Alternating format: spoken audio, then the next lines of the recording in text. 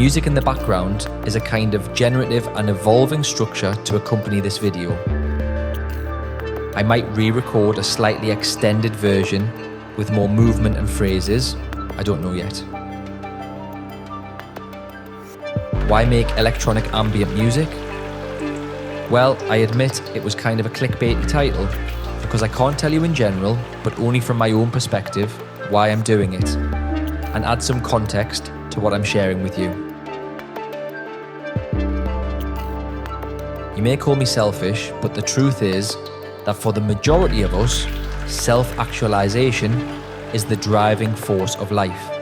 In my case, I'm doing this for satisfaction and out of rebellion, or the other way around. Satisfaction from creating something that I'd like to listen to as if someone else were doing it.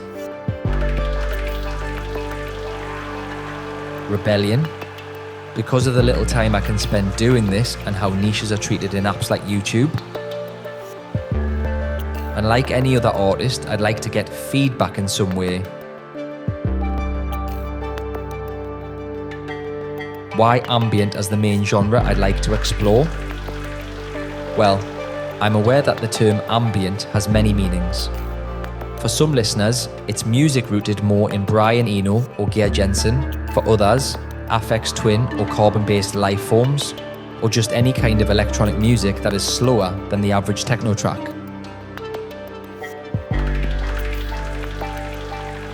What fascinates me is that as one person I can create quite complex soundscapes.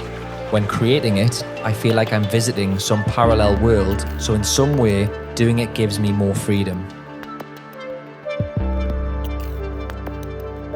There are also many elements of the overall ambient genre that allow creating sounds in a very molecular way, often from scratch, and it makes me happy when I can materialize a track at such a level. That's why I reference various terms derived from the microcosm of interactions, particles, and fascinating phenomena in the titles. Why present on YouTube and in this way? My channel is one of those so-called faceless channels. I don't want to promote myself, but the project I'm running. I also want to stay anonymous, but that's a totally different topic, not for this video, I think.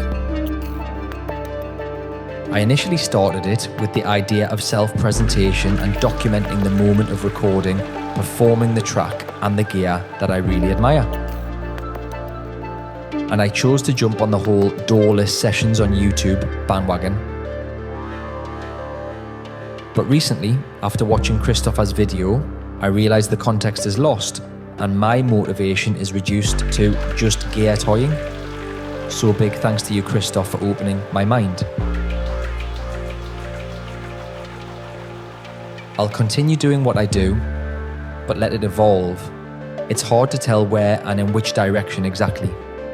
But I hope you will join me on this journey. Thank you for listening and watching.